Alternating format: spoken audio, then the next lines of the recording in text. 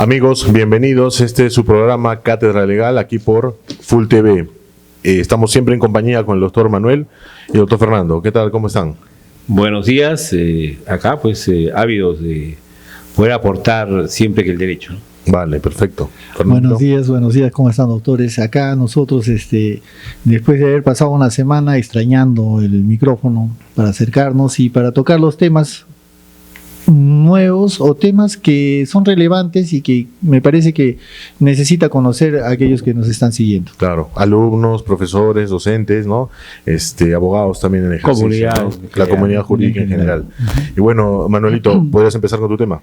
Sí, a ver, estamos ya en la etapa ya electoral porque el Jurado Nacional de Elecciones ha dado ya estamos en la partida. Así es. Entonces, estamos a menos de un año y un mes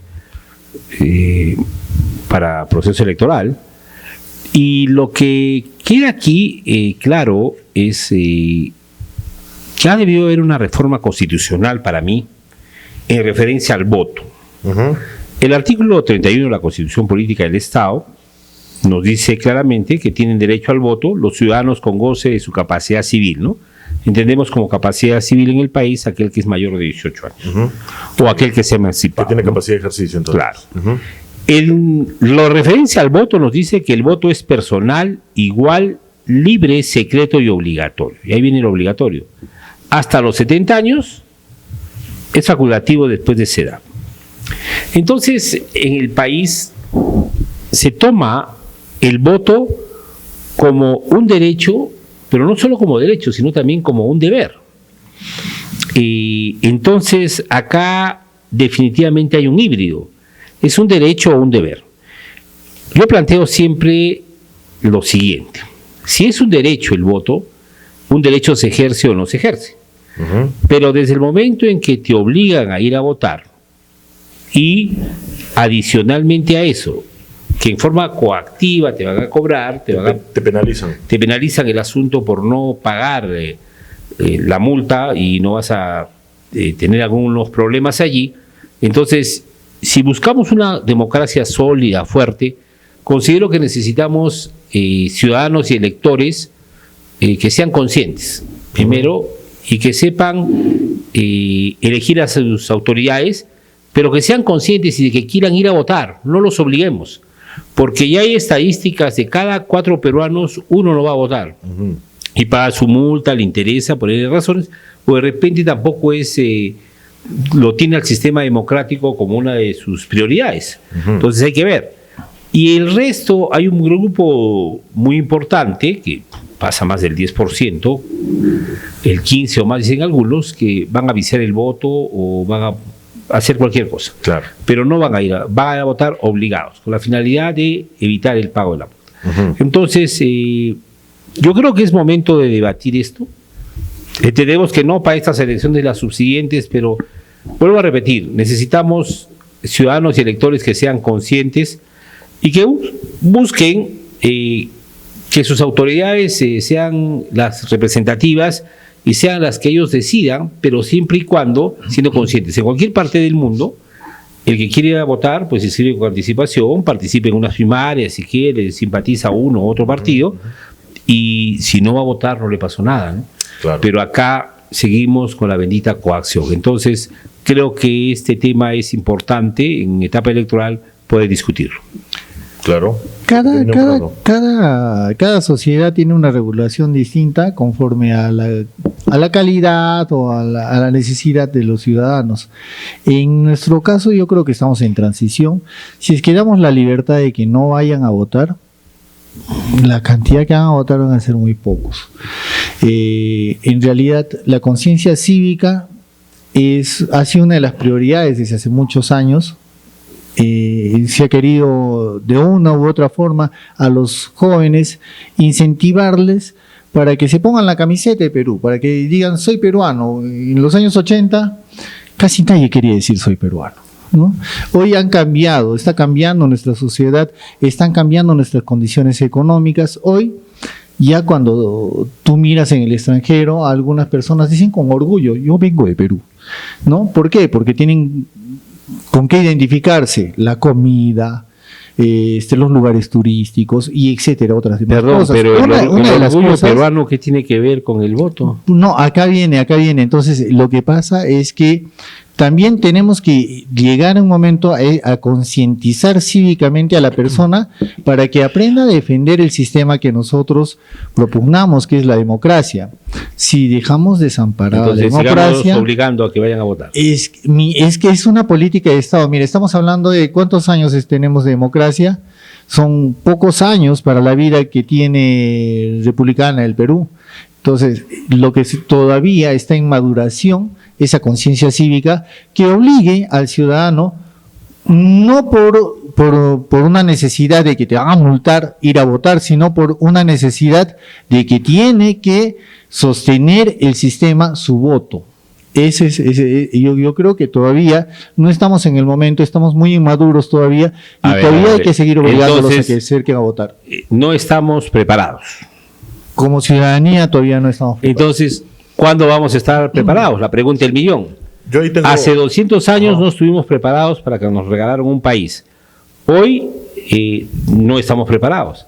En la Constitución del 79 también el voto era obligatorio, pero se modificó la del 33 referente a que votaban los letrados y los iletrados y todos, porque esa era una arbitrariedad. Pero si seguimos con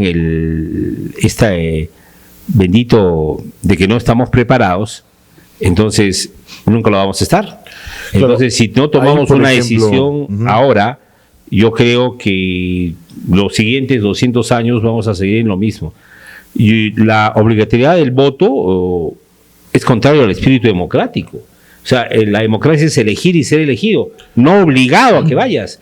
Vamos viendo las democracias, vuelvo a repetir, más evolucionadas del mundo. Ajá. El voto no es obligatorio. Pero las democracias se defienden también con las armas. Claro, ¿no? Ahí disculpe un ratito, justamente yo tengo una opinión un poco dividida, en tanto que si recurrimos, por ejemplo, a obras milenarias, por ejemplo, que se han dedicado a estudiar lo que es, o a proponer modelos políticos. Por ejemplo, tenemos el espíritu de las leyes de Montesquieu.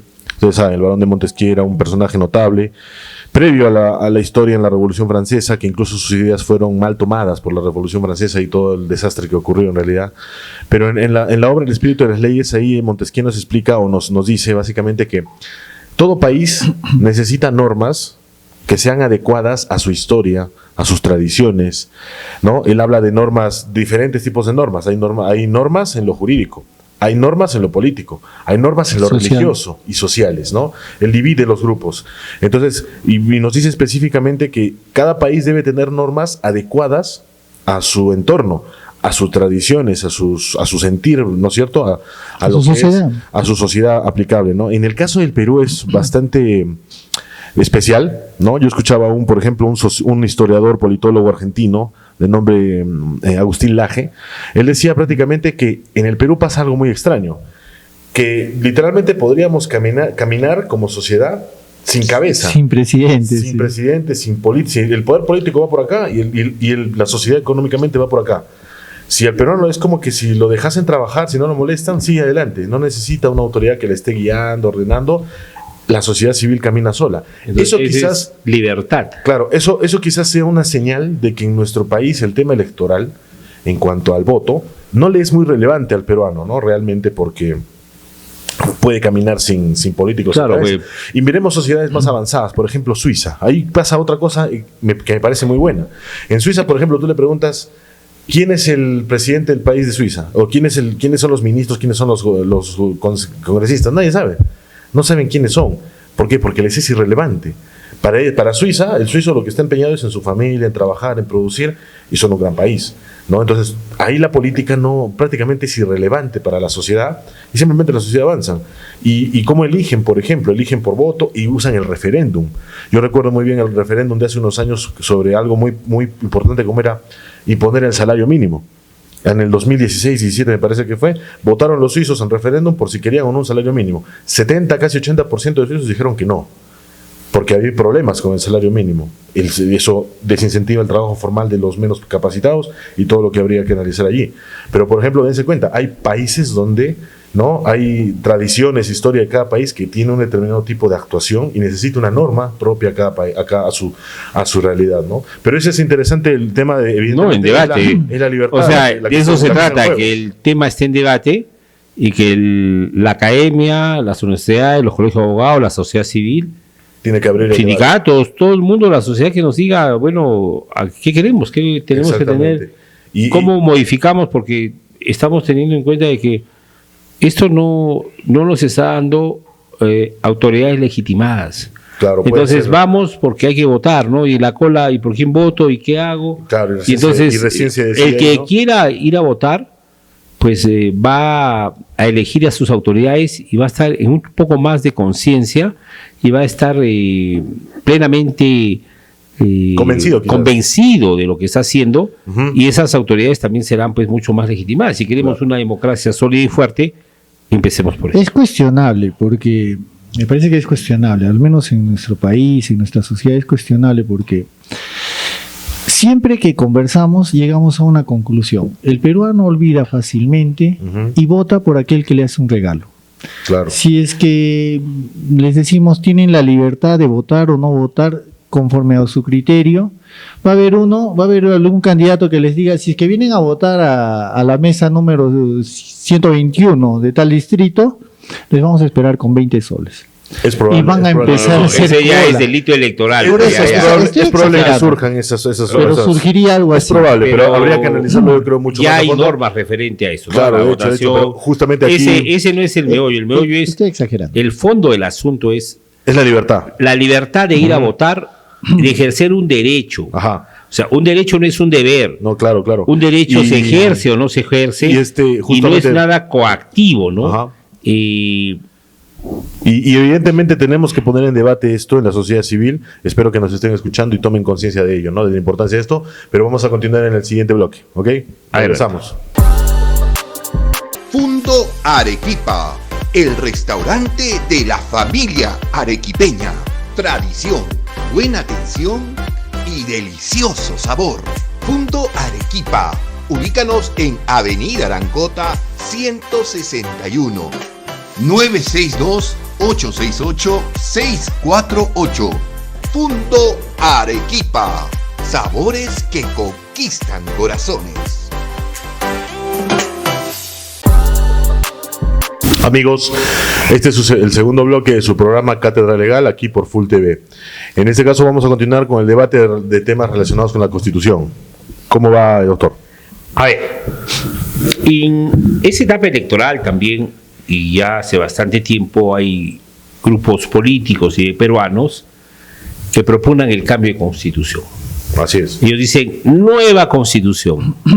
Entonces, nueva constitución para ellos es la panacea, es una nueva constitución, es la piedra filosofal, todo va a convertir en oro. Ujú. Entonces todos seremos ricos, seremos buenos con una nueva constitución. Claro. Sí, Y si, lo fuera, que- si fuera tan así, por ejemplo, deberíamos derogar la pobreza, ¿no les parece? Sería fenomenal. Entonces, si Sería por todo ley muy se fácil, puede ¿no? hacer Por ley esto, nadie es pobre. a ver, mientras esté vigente la constitución de 1993, Ujú. tenemos que irnos al artículo 106, la reforma de la Constitución, y claramente dice, procedimiento para la reforma constitucional. Toda reforma constitucional debe ser aprobada por mayoría absoluta del número legal de miembros de cada Cámara y ratificada mediante referéndum. Vamos por esa primera parte. Entonces, para que haya reforma constitucional, que puede ser una reforma parcial o total, Ujú. tiene que hacerse de acuerdo al mecanismo estipulado en la Constitución en el artículo 106. Ujú. Que asamblea constituyente no existe. O sea, tendría que darse un golpe de Estado, una situación de facto, Y que se un gobierno de otorgue. hecho y que derogue esta constitución, y entonces llamamos a la asamblea constituyente. No que para el 79, momento. En la constitución del 79 se llamó una asamblea constituyente, lo llamó el gobierno militar para hacer la transición democrática. Ujú. Perfecto. Y en el año 92, después del 5 de abril del disolver de Alberto Fujimori, la OEA, los organismos internacionales, presionaron a Fujimori por la final de regresar a la democracia. y entonces se creó el Congreso Constituyente Democrático, que no solo fue una asamblea constituyente en el fondo, sino que también tenía labores de Congreso, tenía una especie de dualidad. Pero para que haya una asamblea constituyente en el Perú en estos momentos, no es factible y no es legal. Y las personas que te dicen que sí, lamentablemente escucho a vos que se dicen constitucionalistas, dicen que sí se puede dar, ¿quién lo daría? Un poder de facto, nada más. Un poder de facto, o sea, un matón que vaya, se pase por encima de todas las normas y las personas Así y las es. instituciones, y utilizando la fuerza, las armas, como no hay porque es lo que otra decía forma, Pedro lo haría. Castillo cuando llegó al gobierno, ¿no? Y decía nueva constitución, y que teníamos que tener nueva constitución. Pero yo creo Pero que ¿qué en el podemos fondo, esperar de Pedro Castillo? claro, pero, o sea, pues Pedro Neófito, Castillo, neófito. hay otros Pedros Castillos que pueden venir, ¿ah? Ujú. Hombres Sí, de o hecho. mujeres, y no, y van Ahí a seguir. tenemos al doctor López Chau, que de Claro. doctor me parece que nada, ¿verdad? Bueno, No tiene el nombre. el asunto aquí es, queremos quebrar la institucionalidad democrática, el Estado constitucional de derecho, mientras haya un Estado constitucional de derecho, haya separación de poderes en un país democrático como el nuestro. Si se va a dar el cambio de constitución con asamblea constituyente, eso no procede. Tendría que haber un golpe de Estado, una cosa de facta, para que se pueda dar. Pero hay muchos que te hablan de cambio de constitución.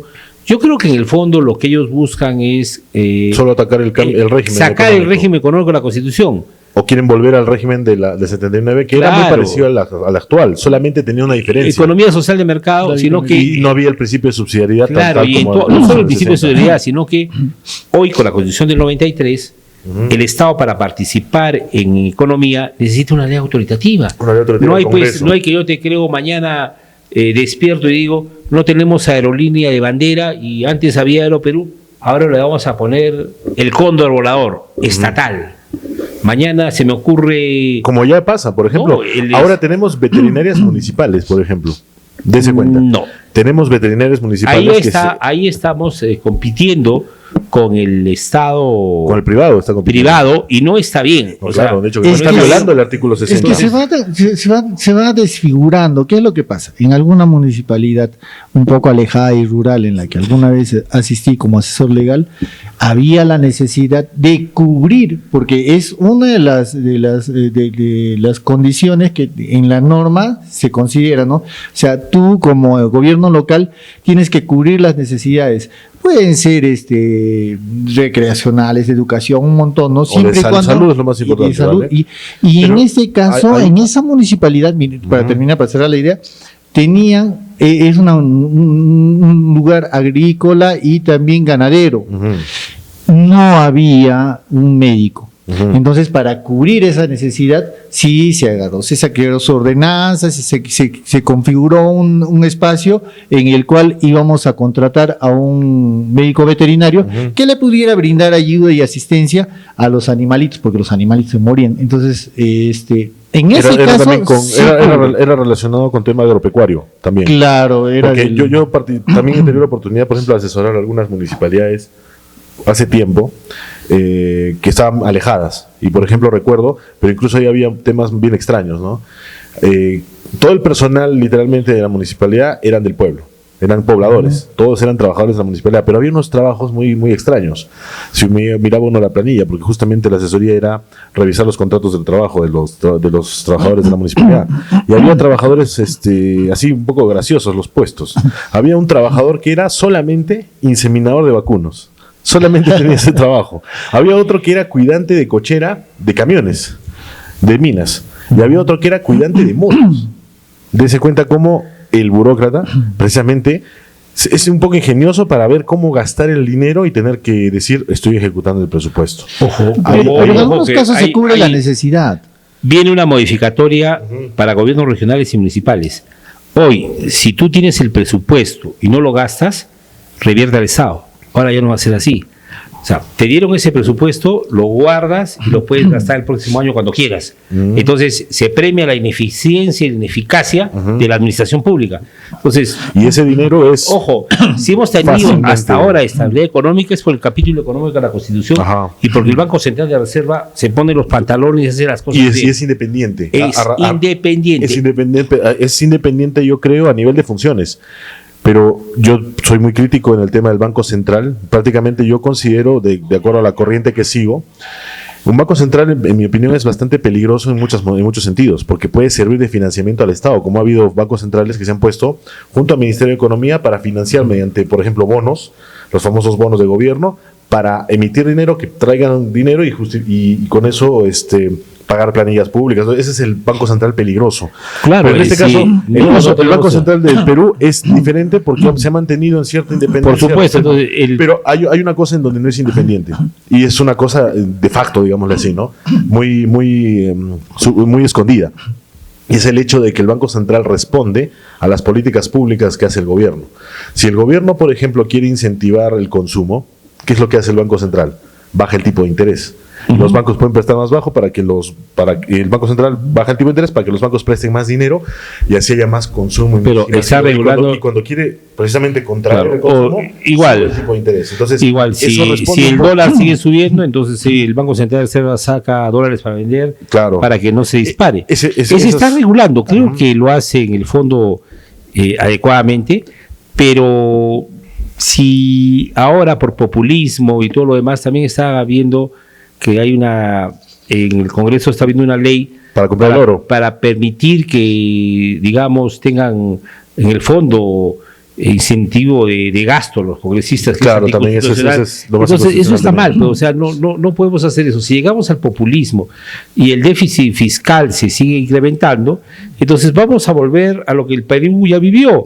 Entonces, la inflación, la hiperinflación. Y alguna vez van a echar mano del Banco Central. Creo que. Ese es el problema. Y después agarrarse las reservas. Entonces, ahora más que nunca, en esta etapa preelectoral, creo que los pobladores, los ciudadanos tendrían que decidir a quién van a elegir o a quiénes van a ser sus representantes, que sean personas pues que digan una cosa y después no hagan otra, ¿no? Ahí, por ejemplo, que estamos hablando del tema del artículo 60, el principio de subsidiariedad del Estado, por ejemplo, lo último que sacó el Congreso, ha creado ¿cuántas universidades estatales? ¿20 y tantas? Me parece. Pregunta el millón, ¿con qué financiamiento? Claro, justamente eso. El punto es, falta oferta educativa en el sector privado, porque es principio de subsidiariedad. No falta. Si has tocado un tema importante, eso de que ahora han creado universidades, pero adicionalmente hay un congresista, si no me equivoco, de Perú Libre, que creo que ya lo han aprobado en la Comisión de Educación y en el Pleno también, el ingreso libre a las universidades. Claro, el ciclo cero. Yo les puedo decir por experiencia propia, el colchón para como docente universitario de la Universidad Nacional de San Agustín, la Facultad de Derecho, si es que tuviésemos ingreso libre, por lo menos, digamos, tendríamos que quintuplicar el número de aulas de la Facultad de Derecho, quintuplicar el número de docentes por la Facultad de Derecho, y la pregunta de dónde pecata mía si no es de la sacristía. O sea, ¿el Estado nos va a dar el presupuesto necesario para eso? Pero analicemos, pues, o sea, ¿qué es lo que pasa? Hay un embalse, o sea, inicialmente se va a producir esto, ¿no? Una avalancha de personas que van a ingresar, pero entiendo en los lugares en los países en los que el ingreso es libre a las universidades, hay otro tipo de regulación. Es decir, tú ingresas fácilmente a la universidad. Pero después tienes que pagarme los estudios. Claro, no, devolverle al Estado. Es una de las opciones, devolverle al Estado. Pero la otra opción es, mira, sabes que tú ingresas, pero ingresas a estudiar. No vas a ser un estudiante eterno. Es decir, sales jalado una vez, se te llama la atención. Sales jalado 2 veces, te vas de la universidad y no tienes derecho a volver a ingresar a ninguna universidad en este país. Entonces, ahorita tenemos sí una necesidad de muchos jóvenes que quieren, porque en nuestro país todos quieren ser profesionales. Entonces, hay una gran cantidad de demanda y que quieren ingresar. Al comienzo seguramente va a ser una avalancha, pero la regulación de los alumnos que no estudien y que se vayan retirando, ¿y dónde ponemos? Va a ser que la pregunta es bajando ese nivel. Esa es la pregunta. La pregunta del millón es ¿dónde van a ir esos alumnos que ingresen en la avalancha? En la avalancha. ¿Dónde los ponemos? ¿Y dónde va a haber el presupuesto? ¿Dónde están esas aulas? Dígame. ¿Dónde están esos docentes? Por ejemplo, si ya tenemos casi 3.5 de déficit fiscal ya apuntado y caminando al 4, ¿de dónde va a salir ese dinero? Y precisamente, como el tema es tan amplio, se nos acabó el tiempo. Continuamos en el siguiente bloque. Ok. Fundo Arequipa, el restaurante de la familia arequipeña. Tradición, buena atención y delicioso sabor. Fundo Arequipa. Ubícanos en Avenida Arancota 161. 962-868-648. Punto Arequipa. Sabores que conquistan corazones. Amigos, estamos en el último bloque de Cátedra Legal. En este último bloque quisiera tocar un tema que afecta mucho, por ejemplo, a los empresarios locales, por ejemplo, ¿no? Y a nivel de todo el país. Sabemos que las municipalidades tienen determinadas funciones, de acuerdo a la ley orgánica de municipalidades, ¿no? Tienen funciones con lo que es planeamiento territorial, organización y organización del uso del suelo, tienen regulación o obligaciones respecto de la seguridad ciudadana, respecto del ornato. Pero hay una que es importante respecto, por ejemplo, de la publicidad de las empresas. Sabemos que también tiene competencias una municipalidad provincial, distrital, compartidas y exclusivas para, por ejemplo, regular el uso de publicidad en su distrito, en su jurisdicción. Entonces, ¿qué significa esto? Que puede aprobar o tiene que aprobar por un procedimiento de evaluación previa, ¿no? Mediante ordenanza. Mediante ordenanza establecido, tiene que ser así porque así lo manda la ley 27.444 y también la ley orgánica, artículo 40. Tienen que aprobarse las publicidades que se puedan colocar en la vía pública, en exteriores. Entonces, allí, por ejemplo, es un caso muy recurrente, ante Indecopi. Ante la Comisión de Eliminación de Barreras Burocráticas, se denuncian mucho municipios que prácticamente crean requisitos a la publicidad que no podrían crear. Por ejemplo, ¿cómo qué? Les imponer, por ejemplo, el diseño de la publicidad. Es decir, cómo está esquematizada, qué colores debe tener, qué mensaje debe decir. Están introduciendo la regulación municipal hasta ese punto, cuando solamente podrían simplemente aprobar temas de seguridad, que no esté muy en la avenida, que no esté al lado de un semáforo, que no esté al lado de un semáforo, que no esté tapando, en casos de entorno arquitectónico, que no sea muy disonante, aunque también hay un tema de contenido, pero se ponen a regularles el contenido, y esto es denunciado. Complicado. Indecopi se pronuncia, incluso Indecopi tiene un lineamiento ya establecido en temas de publicidad, en materia de barreras burocráticas, para como que explicarle a los municipios cuáles son sus funciones y que no deben sobrepasar. Pero aún así, a pesar de lineamientos, a pesar de tanta jurisprudencia desde el año 97, que salió el precedente de los famosos taxis amarillos en Trujillo, que sirvió para la metodología de análisis de casos, siguen creándose barreras burocráticas en todas las materias. Eso hace pensar mucho, hay que evaluar la herramienta. No, claro, a ver, tendría que cambiar la ley orgánica porque, o sea, en un municipio A le ponen una cosa, en el municipio B es otra. Digamos, yo en el municipio A me someto a las normas que dice ese municipio y pongo mi publicidad y todo como empresa privada. Camino un par de cuadras y también quiero que, digamos, es una avenida y es otro distrito. Entonces ahí la norma también es diferente. Entonces no hay predictibilidad. Ahí estamos, no solo como barrera burocrática, sino como ineficiencia e ineficacia de la administración pública. Así es. O sea, lamentablemente los que llegan a la administración pública, elegidos por voto popular, necesariamente no son las personas más capaces. Adicionalmente a eso, los funcionarios públicos que llegan a este tipo de cargo, no digo todos, pero hay una gran cantidad que pues llegan sin saber leer ni escribir. Yo, por ejemplo, por ahí, el problema es ese es el problema. Entonces, el problema viene es un genio ahí, no sé si del derecho o de la filosofía cósmica, y decide que tal cosa debe hacerse. Pero mira, y como se regula por ordenanza, y la ordenanza es ley, claro, la jurisdicción, ahí viene. No, pues, está tratando de regularse eso. ¿Cómo? ¿Qué es lo que pasa? Hay un funcionario, obviamente. Alguna de las áreas de la municipalidad va a crear, supongo que será renta, su imagen, no sé, va a proponer un proyecto de ordenanza que regule justamente el tema que están tratando, ¿no? Los colores, de repente los slogans, los mensajes, basándose en la contaminación visual auditiva, claro, qué sé yo.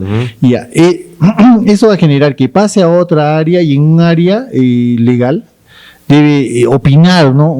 Otro funcionario y diciendo decir, que es imposible. Esto es posible, esto es imposible. Lo normal sería que le diga esto es imposible. Así es. Pero supera esto y pasa a sesión de consejo, porque tiene que No hubo el para filtro ordenanza. legal, precisamente porque el asesor incluso es nombrado por el político que tiene la política También, pero de sí. estar en contra de los anuncios. Ya, entonces sería la incapacidad, estamos hablando de que la incapacidad del jefe del área, la incapacidad del asesor legal, qué sé yo, pasa esto a sesión de consejo. En sesión de consejo tienen que ver la ordenanza, van a analizarlo todos los regidores y van a aprobarlo finalmente. Pero, por favor, Entonces, es un tercer los punto. regidores, ¿quiénes son Momento, los regidores? por eso, No solo a en eso los vamos, distritos de a los eso- provincias, a están eso en vamos. Granada. No, a eso vamos. Entonces, ¿qué es lo que pasa? Hoy ya se les ha asignado un presupuesto a los regidores para que ellos puedan contratar asesoría. Ya. Entonces, cada regidor, entendemos que debería ser así, al menos el espíritu de la norma es así, me llega el proyecto de norma, yo lo leo y no lo entiendo porque yo solamente soy un regidor que no ha estudiado de repente de derecho. Entonces, tengo dinero, tengo un presupuesto para contratar a alguien que me diga, oye, Un ¿sabes qué? asesor Léelo, externo. hermano, un asesor externo, léemelo y dime sí o no. Entonces, tenemos la posibilidad, no se está aplicando. Esto que haya salido así es que no se está aplicando adecuadamente cuáles las medidas correctivas que está Pero, tomando no, el gobierno. No ¿no? conozco la norma esta, pero ¿es Eso- para, eso- es para los eso es- provinciales o los Eso es distritales? para todos. Es una ¿Y disposición. de dónde sale el de la- presupuesto? ¿Es una disposición congresal o es del propio No, municipio? no. Es una disposición que ya tenemos, ya la venimos utilizando durante 2 años y hay ¿Pero un quién dio presupuesto. la norma? ¿El Congreso? Claro, es por ley. Ya, ¿y de es dónde un sale el porcentaje, presupuesto? Pregunta. Es un porcentaje del ¿De las dietas? No tocamos las dietas. Vale. Es un porcentaje del presupuesto que tiene cada gobierno local. Vale, entonces- Pero en honor a la verdad, de repente que el provincial puede suceder, los provinciales, en unos distritales regularmente de gran población, pero la población en los distritos rurales se da. Sí, es que no es potestativo. La norma de dónde nos ha sale el dinero? Mira, Vuelvo- mire, incluso a Contraloría le han encargado Una que controle fiscalización. eso. Cada 3 meses los regidores tienen que decirle, ¿A quién han hice contratado? tal cosa y utilicé el presupuesto o no lo utilicé, y lo utilicé para esto o no lo utilicé O sea, por esto. primeramente le dan el presupuesto a los regidores. Sí, es por ley, no Vale, es es algo así- potestativo. es algo así como en el Congreso. que Y tiene sus digamos, asesores, sí, todo ah, eso. no es vamos potestativo. claro. No es que en si un, quieres en o un no municipio quieres. rural de cualquier parte del país, Sí. el regidor va a contratar, o el municipio por intermedio de él va a contratar un abogado, un ingeniero, y Exacto. va a ir a esa zona y lo que le haga pagar es competitivo, le es factible.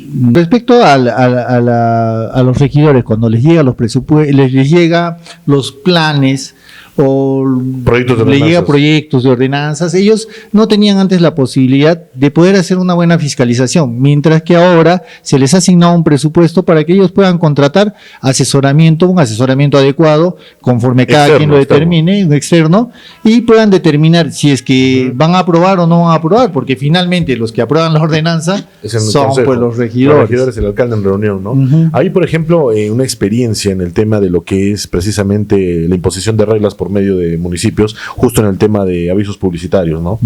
Yo conozco personas que trabajan en Indecopi, por ejemplo, en la Secretaría Técnica Regional del Indecopi, que es un organismo perteneciente a la política pública de eliminación de barreras burocráticas, que trabaja como una especie de supervisor de las secretarías técnicas regionales. Sabemos que hay un Indecopi en cada región, ¿no? Donde hay determinada cantidad de población por disposición del Consejo Directivo del Indecopi. Hay en Tacna, hay en Arequipa, hay en Piura, en Lima, etcétera, ¿no? Entonces tenemos nuestros regionales. Esta Secretaría Técnica Regional se encarga precisamente de darles asesoramiento a las secretarías técnicas de cada región en temas especializados con barreras burocráticas. Y una de sus labores también es difundir el contenido que hacen. Hacen congresos, hacen charlas, van a universidades, por ejemplo, y recientemente vinieron a Arequipa el año pasado, me parece por octubre, noviembre. Yo pude asistir para encontrarme con precisamente el jefe de esta área, que es fue profesor mío, es mi amigo también, y me comentaba en la charla, en la exposición, de que participó de una reunión justo con funcionarios de la Municipalidad Provincial de Arequipa, y les estaba explicando, en reunión protocolar, para ver, por ejemplo, que se sustente la legalidad o carencia de razonabilidad de los requisitos de su tupa. Y comentaba que los funcionarios prácticamente no podían justificarlo, porque no manejaban las disposiciones de la ley que obliga a que cada requisito tiene que tener un costo y tiene que estar mapeado dentro de un análisis previo a la ordenanza. Entonces no podían justificarlo y no querían entender incluso cómo es que tenían que comportarse de acuerdo a sus competencias y con razonabilidad. Entonces ahí vemos un poco la carencia, justo en lo que mencionas, de preparación y todo ello, y desconocimiento por completo de este tema. O sea, habría que ver si son personal de planta o son de confianza, pero igual, entiendo que es personal no capacitado y que tampoco le interesa capacitarse, ¿no? Lo que ocurre para modificar el TUPA, ¿qué es lo que tiene que hacer? El área que se siente afectada porque o es un hecho nuevo que se está dando en la municipalidad, una solicitud de algo nuevo que no tenemos, o lo que vemos plasmado en el TUPA tiene que ser modificado porque se ha desfasado en el tiempo, qué sé yo, por cualquier motivación. El área usuaria agarra y presenta un proyecto para modificar solamente ese ítem del TUPA. Entonces vamos creando justamente la motivación, que es lo que te referías, ¿no? Entonces llega ahí y ahí dice el motivo por el cual necesita el cambio. Esto va caminando eso es lo que y hay choca. un expediente. Eso es lo que está solicitando el Indecopi. Eso es básicamente, claro, eso es lo que solicita, pero tiene que tener sentido. No solamente es que lo haya hecho ese análisis, sino que tiene que ser de acuerdo a la norma, porque muchas veces precisamente se escapa la norma. Y bueno, ese es un tema que da para muchas discusiones, más podemos tocarlo en un siguiente programa, ¿no? ¿Por qué no? Claro. Eso ha sido todo con Cátedra Legal, con ustedes amigos, ya saben, síganos en nuestras redes, TikTok, YouTube, Instagram, dejen sus comentarios para ver qué opinen y envíenos temas que quieran que se tome. Vale, exacto. Ha sido un gusto. Hasta luego, doctores. Full TV.